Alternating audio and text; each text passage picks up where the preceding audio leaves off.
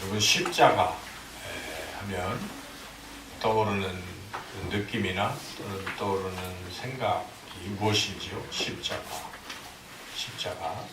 우리 찬송가를 또 우리 많이 부를 텐데 찬송가 가운데에 십자가와 관련된 찬송가 참 많은데 이런 143장은 이렇게 가사가 나 십자가를 대할 때 그 일이 고마워 내 얼굴 감히 못 들고 눈물을 흘리네 이런 가사가 있어요. 그래서 십자가를 대할 때 눈물을 흘리는 사람들이 있습니다. 그 은혜가 너무 크고 고마워서 눈물을 흘릴 수 있습니다. 십자가를 대할 때 또 찬송가 149장 가사에서는 이런 가사가 있습니다. 주 달려 죽은 십자가 우리가 생각할 때에 세상에 속한 욕심 헛된 줄 알고 버리네. 여러분 또 십자가를 생각하는 사람은 주님의 그 은혜가 커서 세상에 속했던 욕심도 내려놓을 수 있다는 것입니다. 찬송가 151장을 보니까요. 십자가 내가 처음 볼 때에 나의 마음에 큰 고통이 사라져. 여러분 또 십자가를 보고 자신이 겪고 있는 모든 고통으로부터 벗어나는 그런 분도 있습니다. 여러분 예수님의 이 십자가를 어떻게 대하는가 바로 우리 신앙의 핵심이라고 말할 수가 있습니다. 십자가를 어떻게 대하는가 대하는 태도를 분류를 해본다면 크게 한 4가지 정도로 분류를 할 수가 있습니다. 제가 그 말씀을 이제 전할 텐데 여러분은 과연 그 4가지 중에 나는 어떤 부류에 속하는가 한번 곰곰이 생각해 보시면 좋겠습니다. 첫째로 십자가의 원수로 행하는 그런 사람이다 하는 것이죠. 오늘 본문에 18절, 19절에 십자가의 원수로 행하는 사람 이야기가 나오고 있습니다. 18절, 19절 같이 한번 읽어보겠습니다. 내가 여러 번 너에게 말하였거니와 이제도 눈물을 흘리며 말하노니 여러 사람들이 그리스도의 십자가의 원수로 행하느니라. 그들의 마침은 멸망이요 그들의 신은 배요 그 영광 그들의 부끄러움이 있고 땅의 일을 생각하는 자라. 그래서 그리스도의 십자가의 원수로 행하는 사람이다. 한둘도 아니고 여러 사람이 그렇게 하고 있다고 바울은 이렇게 말을 하고 있습니다. 십자가의 원수로 행한다는 것이 무슨 의미가 있을까요? 쉽게 해석하기가 참 어려워요. 왜냐하면 바울이 십자가의 원수가 누구다 이렇게 지적하고 있지 않기 때문에 십자가의 원수가 과연 누구일까? 그래서 많은 신학자들이 바울이 쓴 서신서나 또 신약성경, 구약성경 전체를 보면서 이 십자가의 원수로 행하는 사람이 어떤 사람일까를 이렇게 다양하게 이야기를 합니다. 근데 그런 걸 제가 쭉 봤을 때 그 다양하게 얘기하는 게 다 일리가 있어요. 그래서 그런 분들이 결국 십자가의 원수로 행하는 사람인데 첫째는 이런 말이 있습니다. 그러니까 십자가의 공로만큼만 가지고는 불충분하다라고 생각하는 거예요. 우리가 구원을 받기 위해서 십자가 플러스 알파가 있다는 거예요. 십자가만 가지고 어떻게 구원을 받을 수 있겠는가? 우리가 착한 일도 해야 되고 뭐 이것저것 해야 구원받지 않을까? 이렇게 생각하는 사람들이라는 것입니다. 당시 이 교회, 초대교회 안에는 이렇게 처음 이방인들도 있고 또 유대인 출신도 있어요. 기독교인인데. 근데 유대인 출신들은 자꾸만 자기가 옛날부터 했던 유대적인 걸 자꾸 생각하는 거예요. 그래서 뭔가 이런 거 저런 걸 좀 해야 구원받지 않을까 하는 생각에 젖어 있다는 것이죠. 그래서 그렇게 하면서 자꾸 바울을 공격하고 교회를 흔들고 하는 거예요. 그래서 우리가 지난 갈라디아서에서도 다른 복음을 자꾸 전한다는 것이죠. 그러나 그렇게 다른 복음은 없다. 바울은 분명히 말하고 오직 예수님이 십자가만으로 충분하다는 것입니다. 그런데 십자가만 갖고는 안 된다라고 생각하는 것 자체가 십자가의 원수라는 것입니다. 다른 게 원수가 아닙니다. 그것이 십자가의 원수로 행하는 사람이다. 또 두 번째는 이 십자가의 복음을 자꾸 들으면 자기가 살고 있는 이런 육체적인 쾌락적인 삶 이런 거에 좀 뭐 걸림이 된다는 것입니다. 그래서 이거는 예수 믿는 사람이 아니라 당시에 다른 여타 종교들, 초대교회 이교도들이 이걸 가지고 막 십자가를 반대했다. 이런 견해도 있다는 것이죠. 또 아예 또 이렇게 예수를 믿는데 십자가로 우리가 구원을 받았으니까 우리의 죄는 다 사해졌으니까 지금부터 마음 놓고 살자. 죄를 짓고 살자. 그래도 괜찮지 않겠는가. 도덕을 폐기하고 마음 놓고 방종하자. 이런 흐름도 있었다는 것입니다. 당시 초대교회에 바울이 이 십자가 복음을 전할 때 그렇게 생각하는 사람도 있었는데 이것도 십자가의 원수로 행하는 사람이라는 것입니다. 여러분 우리가 예수님 믿고 구원받고 제사함 받았는데 그렇다고 해서 우리가 이 삶이 완전히 그냥 육체적 쾌락 속에 아무리 해도 내 죄는 용서받으니까 하고 아예 그냥 그렇게 살아가는 그게 십자가의 원수로 행하는 사람이라고 바울은 말하고 있다는 것이죠. 또 어떤 사람은 당시에 이제 영지주의자가 있었어요. 그래서 이런 육체적인 문제가 아니라 영적인 것이다 라고 생각하고 자신들은 영적으로 완전하다 하면서 그 십자가라는 걸 보면 이거는 좀 뭔가 좀 육체적인 거와 관련되는 거라 그걸 우습게 여기고 하찮게 여기는 그런 부류의 사람도 있었다는 거예요. 이런 사람들 십자가의 원수다. 또는 이런 사람들도 있었어요. 이 십자가를 걸고 바울이 이제 십자가 외에 자랑할 것이 없고 십자가만 붙들고 이렇게 간단 말이에요. 그런데 그러다 보니까 바울을 따르다 보니까 십자가를 져야 되고 십자가를 따라가다 보니까 순교할 지경에 이른 거예요. 그럴 때 아이고 하고 이제 십자가를 포기하는 이제 이렇게 배교자들이 있었다는 거예요. 당시에 이런 사람들도 십자가의 원수다라고 말한다는 것이죠. 이렇게 여러 사람들이 말하는데 우리가 좀 더 성경적으로 살펴보면 오늘 이 3장에 보면은 이제 앞에 우리가 17절부터 읽었지만은 2절부터 이제 이런 부류의 사람들을 바울은 사실 얘기하고 있어요. 2절 한번 읽어보겠습니다. 3장 2절 개들을 삼가고 행악하는 자들을 삼가고 몸을 상해하는 일을 삼가라 하면서 이런 부류의 사람들을 지금 개라고 표현. 유대인들에게 있어서 개라는 표현은 우리나라처럼 욕이에요. 아주 바울이 아주 십자가의 원수들에 대해서 대적하고 있는 것이죠. 그러면서 그들이 지금 뭘 하고 있냐? 자기는 그리스도 예수로 자랑하는 그들은 육체를 신뢰하고 육체를 자랑하고 뭐 이런 부류의 사람들이라는 것입니다. 그래서 거기서 할례도 자랑하고 등등 막 이런 것들을 그들이 자랑하면서 십자가를 우습게 여기는 이제 이러한 사람들을 말하고 있다는 것이죠. 그래서 여기에 이 바울은 이제 좀 더 구체적으로 오늘 본문에서 그들의 특징을 이야기하고 있는데 3장 19절에 나오고 있어요. 십자가의 원수로 행하느니라 18절에서 하고 그들이 뭐냐 하고 19절에 설명하고 있죠. 그래서 이걸 좀 자세히 들여다보면 십자가의 원수로 행하는 사람의 특징을 알 수가 있는데 거기 한번 읽어보겠습니다. 19절 그들의 마침은 멸망이요 그들의 신은 배요 그 영광은 그들의 부끄러움이 있고 땅의 일을 생각하는 자라. 여기에 이 말이 참 어려워요. 그들의 신은 배요. 신이 뭔가? 신이 신발인가? 이거 원어를 봐야 돼요. 그리고 영어 성경을 보면 이 신은 God, 그들이 섬기는 어떤 신. 배는 떠다니는 배가 아니고 뭡니까? 우리 배. 그러니까 이 사람들은 배가 신이라는 거예요. 배를 섬긴다는 것입니다. 배를 섬기는 게 뭔가? 배불리 먹는 것을 탐욕을 말하는 것인가? 이렇게도 생각할 수가 있겠지만은 이게 이제 앞에 전체 문맥에서 보면 여기서의 배는 상징적인 표현인데 뱃속에 들어가는 음식과 관련된 것입니다. 그래서 음식법을 말하는 것입니다.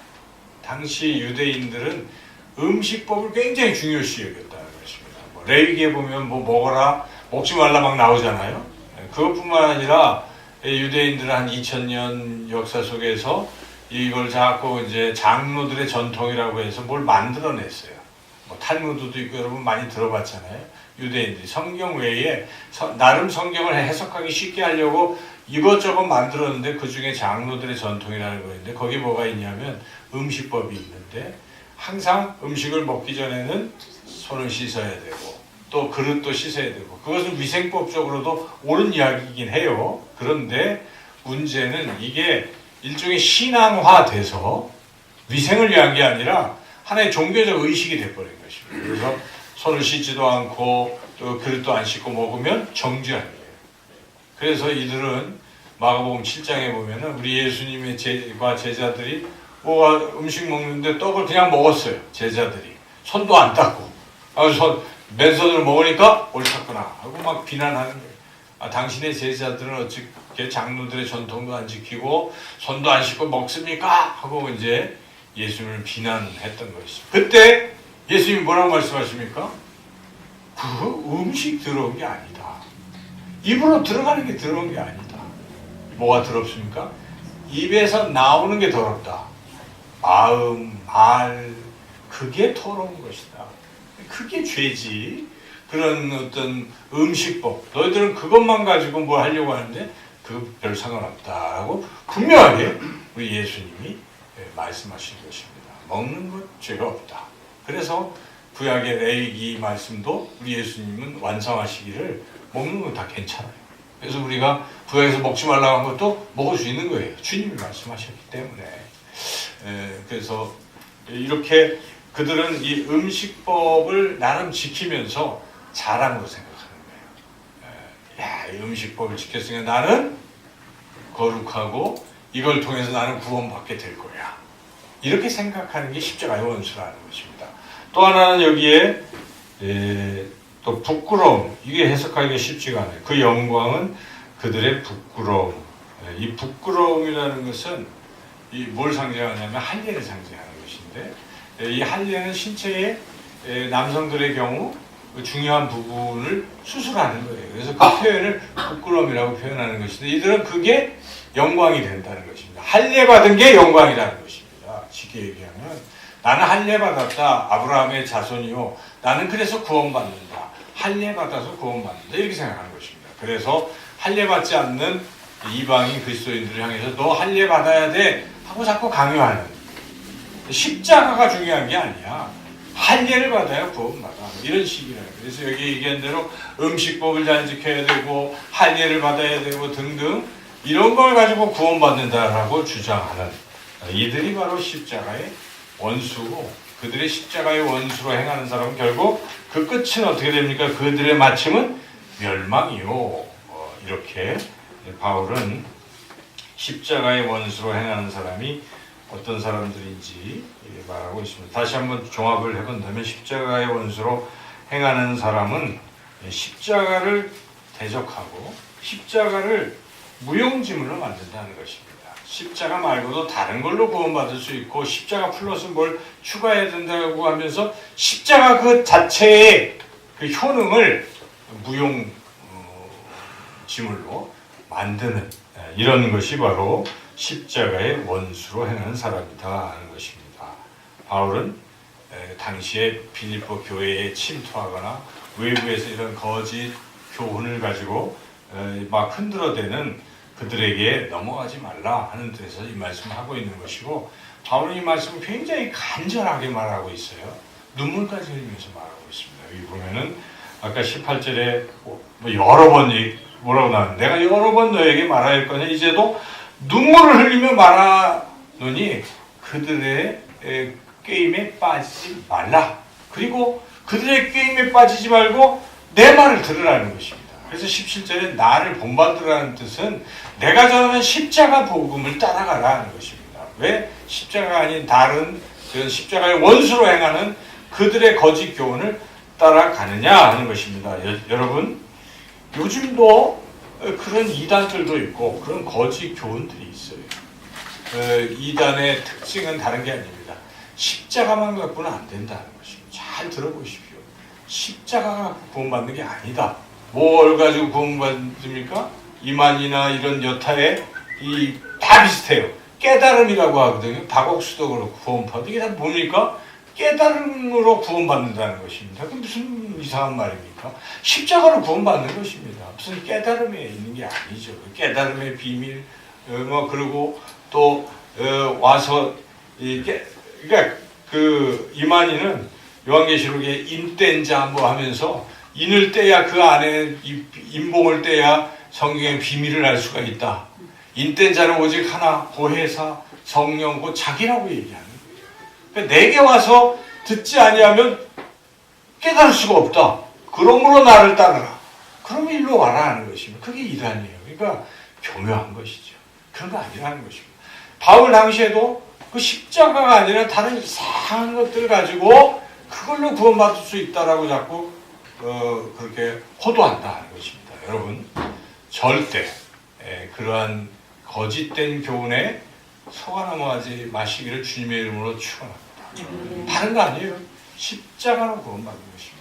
예수님의 십자가에서의 죽으심으로 우리가 구원받는다는 이 사실을 우리가 놓치면 자꾸 다른 데로 흘러갈 수 있다. 그러다 보면 십자가의 원수로 이렇게 우리가 될 수가 있어요. 그래서 성경을 다시 한번 읽어보면 사도 바울은 갈라디아 교회에 이렇게 권면합니다. 다른 복음은 없나니 다만 어떤 사람들이 너희를 교란하여 그리스도의 복음을 변하게 하려 함이라. 그러나 우리나 혹은 하늘로부터 온 천사라도 우리가 너에게 전한 복음 외에 다른 복음을 전하면 저주를 받을지어다. 이렇게 아주 강력하게 얘기했다는 것입니다. 그리고 사도행전에서 누가복음은 다른 이로서는 구원을 받을 수 없나니 천하 사람 중에 구원을 받을 만한 다른 이름을 우리에게 주신 일이 없음이라. 예수 그리스도의 이름으로 그 나면서부터 안진병이 된 자를 그 나사렛 예수의 이름으로 명하노니 걸으라 일어나 걸으라 하고 걷게 한 후에 이걸 전한 것입니다. 예수의 이름으로 저가 구원받았듯이 예수님을 믿는 자들에게 구원을 받는다. 십자가로 구원받는다는 것을 바울은 강력히 말씀하셨고, 그리고 예수님 본인이 그렇게 말씀하셨어요. 예수께서 이르시되 내가 곧 길이요 진리요 생명이니 나로 말미암지 않고는 아버지께로 올 자가 없느니라. 여러분 다른 길이요 절대 없습니다. 오직 예수님을 믿고 예수님 십자가를 믿을 때 우리가 구원받는 것을 늘 명심하시기를 주님의 이름으로 축원합니다. 십자가를 대하는 두 번째 태도는 십자가에 무관심한 사람입니다. 두 번째 부류의 사람은 십자가를 별로 생각 안 해요. 십자가. 기독교 신앙의 핵심이 십자가인데 십자가 빼고 얘기하잖아요. 십자가 빼고 다른 잠언서를 읽으면서 거기에 인생에 교훈들이 얼마나 많으냐 그런 거예요. 십자가를 빼려고 자꾸 한다는 거죠. 십자가를 별로 느낌도 없고 십자가를 생각 안 하는 십자가에 무관심한 그런 사람들이 있어요. 그래서 이 사람들은 십자가의 복음을 들어도 주일에 설교에 십자가 복음을 전하고 있잖아요. 십자가 복음을 전해도 관심이 없어요. 그거 말고 좀 도움이 되는, 실질적으로 내 인생에 도움이 되는, 내 당장 현실에 도움이 되는 교훈을 달라. 이런 부류의 사람들도 있어요. 거기에 맞춰서 설교하는 사람들도 있어요. 그런데 여러분 그런 거 갖고 인생의 어떤 되는 게 아닙니다. 십자가가 능력인 줄로 믿습니다. 십자가를 붙들면 삶이 해결이 되는 거예요. 그래서 이들은 그렇게 십자가를 미련한 것으로 여기고 십자가를 받아들이지 않는다. 이미 사도 바울 당시에 고린도 교회 내에 그런 부류의 사람들이 있다고 경고하고 있어요. 우리는 십자가에 못 박힌 그리스도를 전하니 유대인에게는 거리끼는 것이요 이방인에게는 미련한 것이로되. 그들은 거리끼려 하고 또 미련하다고 얘기하지만 아니라는 것입니다. 그래서 이들의 특징은 십자가보다 다른 데 관심이 있어요. 사도 바울은 그래서 여기에 이런 부류의 사람들이 어떤 사람이냐? 땅의 일을 생각하는 자라. 19절 끝부분에 땅의 일을 생각하는 자라. 그러니까 이들의 관심은 십자가에 있는 것이 아니라 세상에 있다는 것입니다. 십자가에는 무관심하고 오직 땅의 일만 생각한다는 것입니다. 이 당시 빌립보라는 도시가 어떤 도시인가 우리가 살펴보면 빌립보는 굉장히 부유한 도시였어요. 로마의 축소판이에요. 그래서 빌립보에는 당시 은퇴한 로마 장교들이 거기 살고 장군들, 은퇴한 사람들이 거기 모여 살고 있어요. 그래서 이들은 로마의 시민권자이면서 또한 많은 혜택을 누립니다. 거기 있는 사람들은 세금도 안 내요. 뭐 이렇게. 그리고 이 빌립보는 금이 나와요. 금. 아주 부유해요. 그리고 이 위치적으로 보면 동방과 서방을 연결하는, 터키가 옆에 붙어 있잖아요. 그래서 동과 서를 연결하는 또 그 지점에 있어요. 굉장히 중요한 도시예요. 바울은 그걸 안 것이고 성령이 그걸 아시니까 자꾸 아시아에서 맴돌고 있는 바울에게 마게도냐로 건너오라고 성령이 말씀하셨어요. 건너간 거예요. 거기가 중요하기 때문에. 그래서 바울은 어찌하든지 로마로 가야 되겠다는 이야기는 왜 그렇습니까? 세계 중심에 가서 복음을 전하고 싶다는, 거기서 딱 한 번 전하면 세계 만방의 복음이 전파될 수 있으니까. 빌립보도 그런 의미에서 중요한 거점 도시죠. 그래서 바울이 지금 이 전하고 있는 이 복음에 그 사는 대상자 사람들은 굉장히 부유하고 하니까 뭐만 생각할 수 있어요? 좋아요. 땅이 좋아요. 빌립보가 좋습니다. 내가 빌립보 시민인 것이 자랑스럽고 로마 시민인 것이 자랑스럽습니다. 오늘날 교회를 다니다고 하면서도 그런 십자가에 대한 관심보다는 세상의 어떤 땅의 일을 자꾸 골몰하는 사람들이 있다면 십자가에 무관심한 사람, 이런 부류의 사람이라고밖에 말할 수가 없는 것입니다. 바울은 당시 빌립보 교회의 사람들이, 성도들이 혹시 그렇게 이 사회적 분위기, 도시의 분위기 때문에 그로 갈까봐 그거 안 된다. 땅의 일만 생각하면 멸망이다. 너희들은 그런 사람이 아니다. 너희들은 빌립보의 시민도 아니요, 로마의 시민도 아니요, 어디의 시민이라는 것입니까? 하늘의 시민이라는 것입니다. 그래서 바울은 강력하게 정체성을 다시 확립해 주는 것이죠. 그렇게 땅의 일을 생각하는 자라면서 그러나 너희는 아니라 20절 읽어보겠습니다. 그러나 우리의 시민권은 하늘에 있는지라 거기로부터 구원하는 자 곧 예수 그리스도를 기다리느니. 이와 같이 바울은 그렇게 땅의 일만 생각하는, 십자가에 무관심한 사람들이 아니라 십자가를 통해서 십자가를 붙들 때 하늘의 시민으로 구원받는 그런 삶이 주어진다는 것을 이렇게 확실하게 강조하고 있다는 것입니다. 여러분, 우리는 하늘의 시민권자입니다. 땅은 지나가는 것입니다. 땅의 것을 생각하지 마시고 위의 것, 하늘에 신령한 것을 사모하시는 저와 여러분이 되시기를 주님의 이름으로 축원합니다. 세 번째로, 이거는 흔히 빠지기 쉬운 부류입니다. 십자가를 믿는 것 같아요. 그런데 십자가를 제대로 이해하지 못하는 부류의 사람이 있다는 것입니다. 십자가를 제대로 이해하지 못해요. 그래서 성경을 많이 읽었어요. 신학도 했어요. 그런데 어떤 사람들이 이렇게 이야기합니다. 예수님의 십자가 죽음은 정치적인 죽음이다. 그럴듯한 얘기죠. 정치적인 죽음일 수도 있어요. 당시 대제사장과 뭐 이런 자들이 로마와 해서 이 사람이 민중을 봉기를 일으키고 사회를 혼란하게 할 수 있습니다 해서 제거됐다라고 보기도 해요. 그리고 그렇게 실패했다라고 보기도 해요. 통일교회 문선명이 그렇게 얘기했어요. 이렇게 막 조선일보에, 제가 대학생 때 깜짝 놀랐어요. 광고에 나왔는데 저는 광고인지 모르고, 아니 어떻게 신문이 이런 식으로 예수님의 십자가가 실패했다고 막 할까 보니까 통일교 딱 나와 있어요. 그러니까 이들은 예수님의 십자가가 정치적인 어떤 희생양이 됐고 실패했다는, 그래서 자기가 해성같이 등장했노라 하고 하는 거죠, 이단들이. 그래서 그런 식의 십자가 죽음을 정치적인 죽음으로 보고 절대적 구원의 죽음이라고 보지 않는 이러한 사람들, 십자가를 이해하지 못하는 것입니다. 또 이렇게 그럴듯하게 이해하는 사람도 있어요. 예수님의 십자가 죽음은 순교자의 죽음이다. 맞는 것 같잖아요. 그런데 더 이상 얘기하지 않는 거예요. 예수님이 십자가에서 죽으셨다. 우리도 예수님을 따라서 하나님께 순종해서 순종의 길로 가야 된다.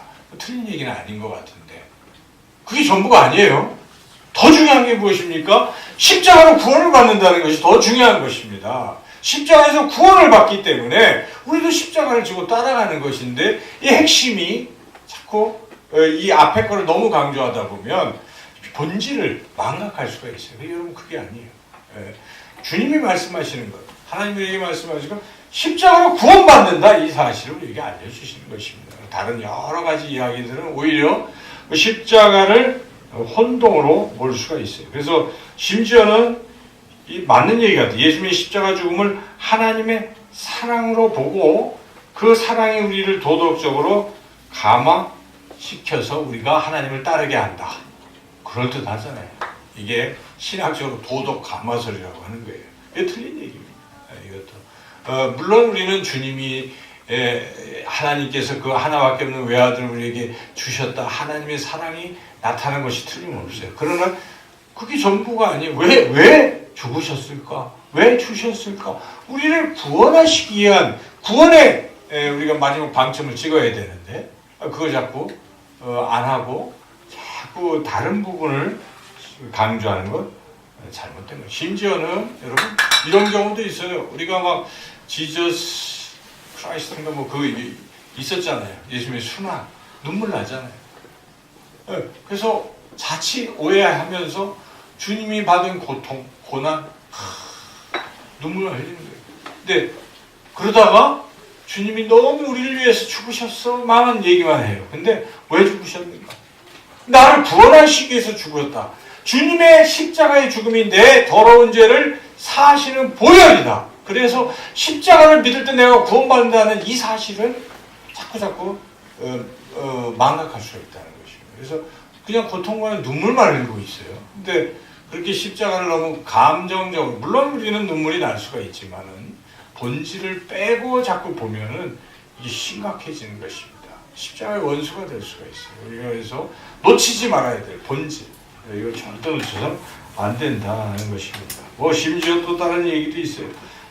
십자가의 죽음은 인간의 죄의 심각성을 깨닫게 하기 위한 것이다라고 또 얘기하고 그걸 끝내는 이런 얘기들, 이런 오해들은 단지 십자가를 통해서 교훈만 얻으려고 하는 것이지 십자가가 절대적 구원을 우리에게 준다는 이 사실을 놓치고 있다는 것입니다. 여러분 그렇게 십자가를 제대로 이해하지 못하면 안 된다. 마지막 네 번째는 바로 십자가의 본질을 알고 십자가를 붙드는 사람이라는 것입니다. 그것은 오직 예수님의 십자가를 통해서 내가 구원받는다 하는 것을 확실히 믿고 그 십자가를 붙들고 나아가는 그런 사람이라는 것이죠. 두 가지를 여러분, 세 가지를 꼭 기억해야 돼요. 십자가한테.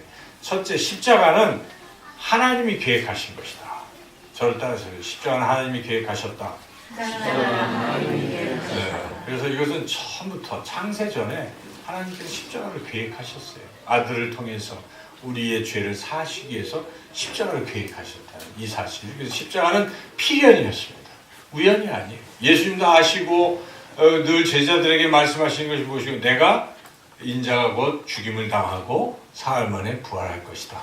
내가 너희들에게 주는 내 피는 죄사함을 주는 새 언약의 피다. 이것을 돌아가시기 전에 이미 다 말씀하신 거예요. 다 계획이 돼 있었다는 것입니다. 그래서 예수님은 사실은 순교자적 삶이 아니라는 뜻은 예수님 이 잔을 내게서 지나가게 하소서. 뭐 이렇게 예수님이 고민하셨거든요. 나의 하나님 어째 나를 버리셨네. 이것은 지금 순교자의 자세가 아니잖아요. 진짜 순교자라면 어떡하겠습니까? 기꺼이 죽으리라 이렇게 가야 되는데 주님이 고뇌하셨어요. 그래서 그것이 순교자의 그걸 나타내는 게 아니라 뭐냐면 십자가는 그만큼 우리의 죄사함을 위해서 너무나 중요한 사건이다. 이걸 우리에게 알려주려고 하신 것이에요. 그래서 우리가 예수님의 십자가는 하나님의 계획이다 하는 것이고, 두 번째 여러분 십자가 할 때 꼭 잊어버리면 안 되는 것이 십자가는 나를 대신하신 것이다. 이 부분을 놓치면 안 됩니다. 그러니까 내가 져야 될 십자가예요, 여러분. 십자가는 나쁜 거예요. 십자가 자체는 형벌입니다. 고통이에요. 그래서 당시 예수님 당시에 이 사람들에게는 십자가는 가장 피하고 싶은 사형의 도구였거든요. 극악한 죄인들에게 내리는. 근데 그 십자가의 형벌을 내가 받아야 된다는 거죠. 그런데 예수님이 나를 대신하셔서 내 죄를 대신 짊어지시고 나를, 이걸 우리가 어려운 말로 대속적이라는 말을 써요. 대속하셨다. 대신.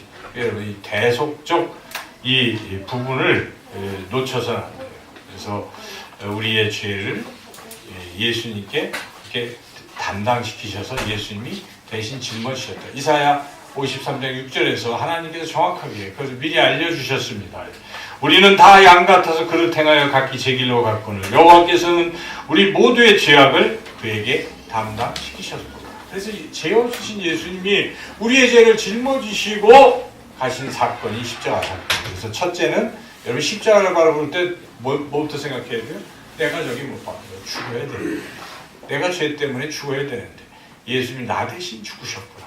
여기서 나오는 거예요. 근데 그것이 죽음이라는 것이 또한 형벌이라는 걸 꼭 잊으면 안 됩니다. 이건 형벌입니다. 그래서 갈라디아서 3장 13절에서 사도 바울은 그리스도께서 우리를 위하여 저주를 받은 바 되사 율법의 저주에서 우리를 속량하셨으니 기록된 바 나무에 달린 자마다 저주 아래 있는 자라 하셨습니다. 하나님께서 십자가에서 죄를 벌하셨다는 것입니다. 하나님은 공의의 하나님이십니다. 그래서 죄를 그냥 넘어가시는 분이 아니에요. 죄에 대해서는 반드시 심판하시는 거예요. 그래야 공의롭지 않겠습니까? 죄를 졌는데도 그냥 내버려두면 어떻게 되겠습니까? 너도 나도 죄를 짓고 사회는 혼돈에 빠질 것입니다. 그래서 죄는 벌을 해야 되는 게 맞아요. 그런데 그 벌을 누가 받으셨습니까? 예수. 그래서 대신해서 형벌을 받아요. 우리가 다 아는 얘기예요. 근데 이게 바로 핵심이에요. 진리예요. 이게 복음입니다. 여러분 다른 것이 아니에요. 다른 많은 것들은 우리가 감동도 받고 감화도 되고 뭐 많은 것들이 있어요. 근데 이 핵심을 놓치면 다른 거 다 소용이 없다는 것입니다. 예수님이 나를 대신해서 형벌을 받으셨다. 그로 인해서 내 죄가 사함받고 구원을 받게 되었다. 이것을 믿으시기를 축원합니다. 이것이 바로 십자가의 복음인데 십자가를 이렇게 붙드는 사람에게 주어지는 은혜는 뭐 구원받는 거죠. 멸망하지. 여기에 보면 19절에 그들의 마침은 멸망이지만 십자가를 붙드는 사람은 멸망이 아니라 구원이죠. 여러분 구원받는 것이죠. 그 구원의 의미는 지금까지 성경을 통해서 제가 여러 번 설교를 많이 드렸지만 다시 한번 정리해 본다면 사탄으로부터 우리가 구원받습니다. 마귀가 죄 지면 어떻게 합니까? 바로 잡아가요. 그렇죠. 같은 편이니까 죄 지면 여러분 죄를 짓는 순간 마귀의 밥이 되는 거예요. 마귀의 자녀가 되는 것입니다. 그래서 죽으면 마귀와 함께 무적에 갇히는. 그런데 마귀로부터 우리를 건져내십니다. 십자가 사건이 그걸 했다는 거예요. 성경은 그걸 정확하게 증언합니다. 죄를 짓는 자는 마귀에 속하나니 마귀는 처음부터 범죄함이라 하나님의 아들이 나타나신 것은 마귀의 일을 멸하려 하심이라. 자녀들은 혈과 육에 속하였음에 그도 또한 같은 모양으로 혈과 육을 함께 지니심은 죽음을 통하여 죽음의 세력을 잡은 자 곧 마귀를 멸하시며. 여기 성경에 나와 있잖아요. 왜 예수님이 십자가에 죽으셨습니까? 마귀를 멸하시기 위해서 죽으신 것입니다. 그래서 십자가에 죽는 순간 마귀가 멸망한 것입니다. 그래서 우리는 마귀의 손에서 건진받는 것입니다. 십자가는 이렇게 놀라운 은혜를 우리에게 주신다는 것입니다. 둘째는 죽음을 이긴다는 것입니다. 죽음. 십자가가 놀라운 능력이 있어요. 죽어도 사는 것입니다. 그래서 십자가는 죽음 권세를 이긴 거예요. 물론 부활까지 연결되는 것이지만 그 다음에 또 십자가는 영원한 죄사함을 준다는 부분. 여러분 이것을 꼭 기억하셔야 돼요. 그래서 단번. 그러니까 영원히 단번에 예수님이 십자가에 죽으심으로 우리 죄가 영원히 사함을 받게 된다는 것입니다. 그래서 성경에 나와 있어요. 히브리서 10장 14절. 그가 거룩하게 된 자들을 한 번의 제사로 영원히 온전하게 하셨습니다. 이거 꼭 기억하세요. 한 번의 제사로 영원히 온전하게 하시게. 그러니까 우리가 과거에 지은 죄 어떻게 될까요? 예수님의 십자가로 사함을 받습니다. 현재 지은 죄 어떻게 될까요? 사함을 받습니다. 미래에 지은 죄도 사함을 받습니다. 이것은 히브리서 10장 14절을 기억하세요. 한 번에 영원히 온전케 하셨다. 그러므로 우리가 뻔뻔하지만 하나님의 은혜로 우리 죄는 다 사함받고 우리가 하나님의 자녀로 구원을 받게 된다는 이 놀라운 은혜를 우리가 기억해야 되겠습니다. 그리고 결정적인 것은 죄, 또 죽음, 사탄의 권세에서 해방돼서 그 다음에 해방만 되고 있으면 안 돼요. 다시 하나님과 화목하게 되는 것입니다. 십자가로 우리가 하나님과 이제 다시 원수되었던 우리가 화목하게 돼서 하나님과 함께하는 이 상태로 가는 거예요. 그래서 그러므로 우리가 믿음으로 의롭다 하심을 받았으니 우리 주 예수 그리스도로 말미암아 하나님과 화평을 누리자. 여러분, 우리는 하나님 앞에 은혜의 보좌 앞에 담대히 나아가게 된 줄로 믿습니다. 무엇 때문에 그렇습니까? 십자가의 보혈을 지나 십자가를 통해서 우리는 담대히 거룩한 모습으로 주님께 나아갈 수 있다. 이게 바로 십자가가 우리에게 주는 은혜인 것이고, 그리고 한 걸음 더 나아가서 십자가는요, 이 죄를 이길 수 있는 힘과 능력을 주시는 것입니다. 그래서 죄가 너희를 주장하지 못하리니 이는 너희가 법 아래 있지 아니하고 은혜 아래 있습니다. 십자가의 은혜 아래 있는 사람은 죄도 이길 힘을 주신다는 것입니다. 오늘 중고등부의 성령에 대해서 우리 아이들에게 말씀을 전했지만은, 성령은, 보혜사 성령은 우리 안에 거하시면서 우리를 자꾸 거룩하게 살아가게 하는 힘을 주세요. 그래서 여러분, 성령의 존재를 느끼고 성령과 교제하시고 성령님 음성에 자꾸 귀를 기울이시고 가다 보면요, 자기가 그런 길로 가게 돼요. 이길 수가 있어요. 마귀를 이길 수가 있습니다. 이렇게 십자가는 이런 능력을 줍니다. 십자가를 붙드는 사람들은 이러한 것들을 얻게 된다는 것입니다. 예수님께서 나를 구원하시고 나를 대신해 내 죄를 짊어지시고 십자가에 피 흘려 죽으셨습니다. 그래서 대신 고통 받으셔서 형벌을 그래서 우리의 죄는 영원히 온전히 깨끗이 사함받은 줄로 믿습니다. 이제 사탄과 또 죄와 죽음의 권세에서 우리는 해방되었습니다. 하나님과 화목하게 되었습니다. 우리 안에 성령이 거하십니다. 성령과 교제하시면서 승리하는 그러한 이 사순절의 기간이 되시기를 주님의 이름으로 축원합니다. 하나님 감사합니다.